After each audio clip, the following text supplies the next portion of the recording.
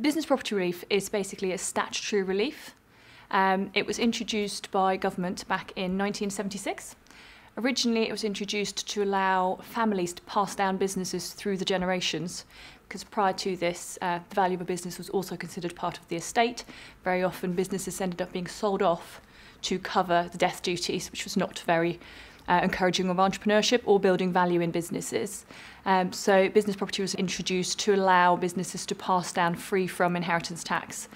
Since then, the government's extended the legislation, and you now don't just have to own your own business, you can also simply be an investor in a qualifying business. Qualifying business would be actually the majority of unquoted businesses in the UK. It's not a particularly difficult thing to qualify for.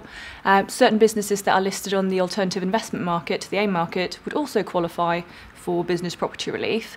There are certain exclusions. So, for example, you can't be a property company, or if you were an investment company, you would not qualify for the relief. But the vast majority of traditional trading companies would qualify for BPR. The primary benefit is that it is very simple. It's just an investment.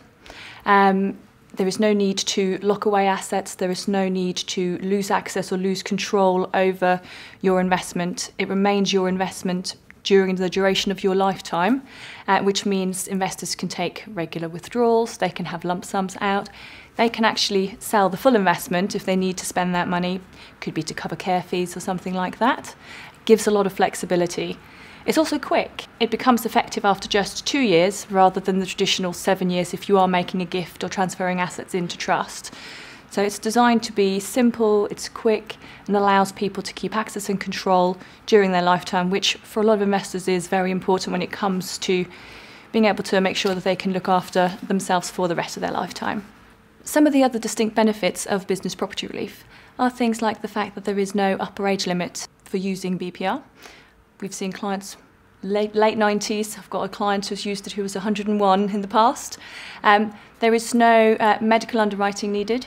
There is no upper amount that can be sheltered either, so it gives full flexibility. It's just an investment and there's no need for any complex legal structures.